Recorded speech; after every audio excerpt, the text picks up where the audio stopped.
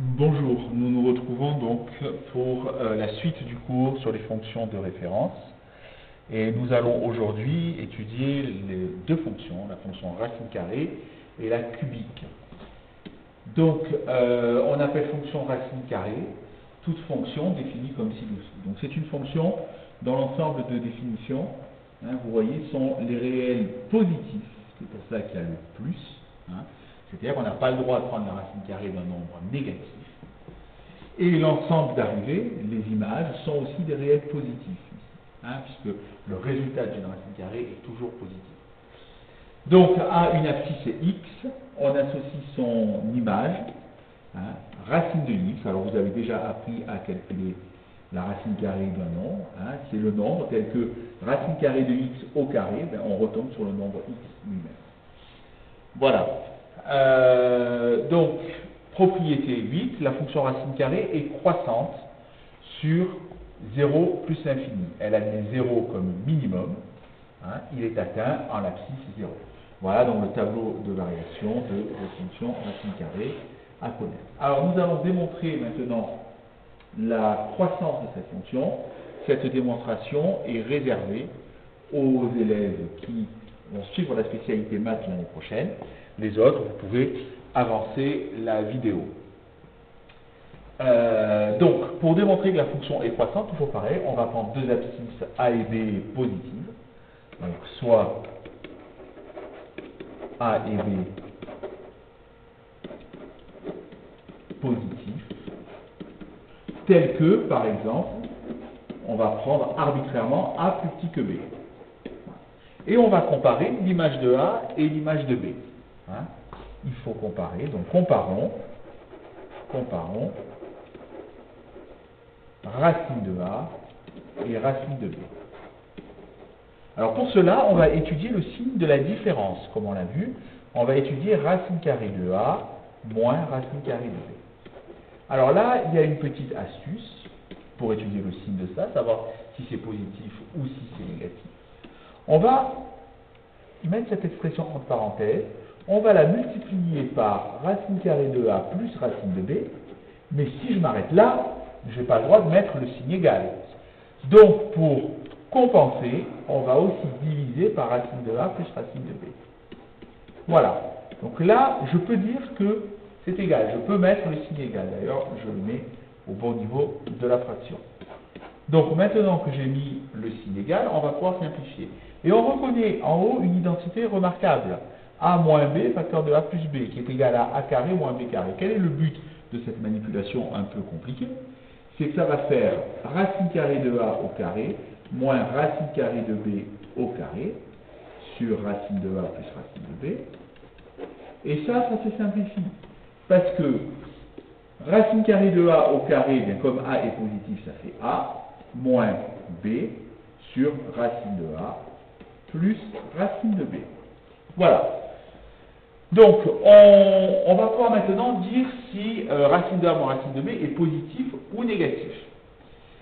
Alors, pourquoi? Premièrement, comme A est plus petit que B, alors, on peut dire que A moins B est négatif. Ça veut dire que le numérateur de cette fraction est négatif. Bien. Ensuite, racine de A plus racine de B, c'est la somme de deux nombres positifs. Donc, c'est positif. Voilà. Alors, c'est toujours strictement positif. À partir de là, le dénominateur, lui, est positif. Eh bien, puisque le dénominateur est positif et que le numérateur est négatif, d'après la règle des signes sur les divisions, moins par plus, ça fait moins. Ça veut dire que cette quantité-là, racine carrée de A moins racine carrée de B, que je surligne en vert, on peut déduire qu'elle est négative, puisque c'est le résultat du négatif sur du positif. Voilà, c'est fini. Donc, on va pouvoir conclure. Donc, moi, je déborde un petit peu du cadre. Donc, racine carrée de A moins racine carrée de B est donc négatif. Et à partir de là, en ajoutant racine de b à chaque membre, je peux décrire que racine de a est plus petite que racine de b. Donc c'est fini. Qu'est-ce qu'on remarque? On remarque maintenant, je reprends de la couleur, que en ayant pris a plus petit que b, on tombe sur racine carrée de a plus petit que racine carrée de b. On a donc bien une fonction qui conserve l'ordre quand on passe de deux réels à leurs images. Je ne change pas l'inégalité, je ne change pas le sens de l'ordre. Et donc c'est la définition d'une fonction croissante. Voilà pour cette démonstration. Donc maintenant, la suite pour tout le monde, c'est la représentation graphique de la fonction racine carrée. Donc on va compléter le petit tableau de valeurs suivant. Racine carrée de 0, donc si f de x égale racine de x, on met les images. Racine de 0, ça fait 0. Racine carrée de 1, ça fait 1. Racine carrée de 4, ça fait 2. Et racine carrée de 9, ça fait 3. J'en ai mis que quelques-uns. On place, donc l'image de 0, c'est 0. L'image de 1, c'est 1. L'image de l'image de 4, donc c'est ici 4, c'est 2. Donc je fais un point ici. Voilà. L'image de 4, c'est 2. Et on termine avec l'image de 9. 9 qui est ici, c'est 3. Voilà. Alors j'ai fait que 3 points. Mais si vous le tracez sur votre calculatrice, elle va faire une infinité de points. Enfin, une infinité, j'exagère, un très grand nombre de points, des milliers de points. Et donc vous allez voir une courbe qui se dessine, qui ressemble à peu près à cette courbe bleue que je trace. Voilà, qui est donc croissante, comme on a démontré. Voilà, et qui continue. Voilà la fonction racine carrée de x. Nous allons maintenant pouvoir passer à l'étude de la fonction cubique. Donc, la fonction cubique, ou fonction cube, est une fonction dont l'ensemble de départ, l'ensemble de définition, est l'ensemble des réels, et l'ensemble d'arrivée sont tous les réels. C'est-à-dire qu'il n'y a pas d'abscisse qui n'ait pas d'image par la fonction cube. Eh bien, c'est une fonction qui à x associe x puissance 3, on lit encore x au cube, qui est égal à x fois x fois x.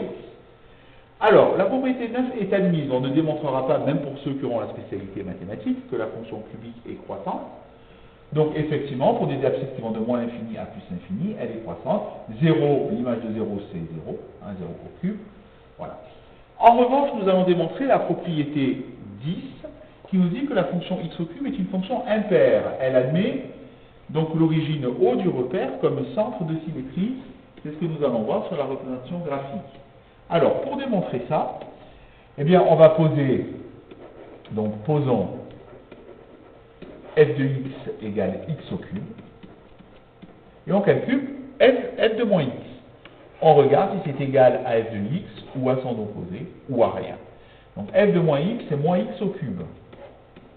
Moins x au cube, c'est moins x fois moins x fois moins x. Si on applique la règle des signes, moins par moins, ça va faire plus, et plus par moins, ça va faire moins. Ça fait moins x fois x fois x, c'est-à-dire moins x au cube. Et moins x au cube, c'est l'opposé de f de x, moins f de x. On a donc bien la définition d'une fonction impaire. F de moins x, c'est l'opposé de f de x. On va voir ça dans le tableau de valeur de la fonction qui suit.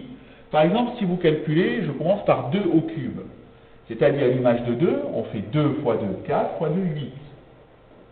Et si on fait l'image de moins 2 fois moins 2, plus 4 fois moins 2, moins 8.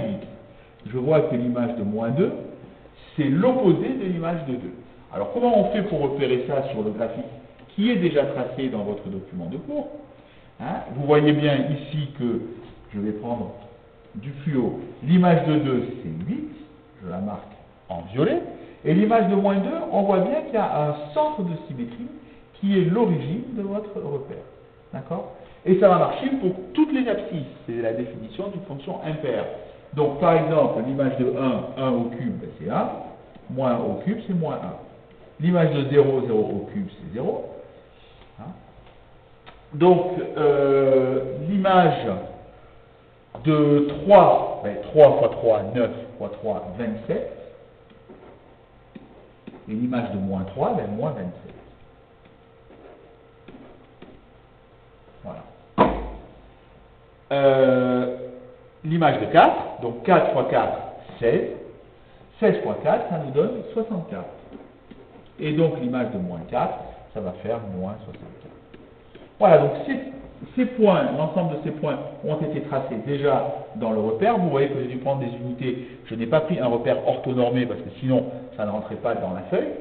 Hein, et puis vous obtenez cette courbe-là en faisant plein de points. Je l'ai fait avec un ordinateur qui admet le point vert, l'origine du repère, comme le centre de symétrie. Voilà pour les fonctions de référence qu'il faut connaître en seconde.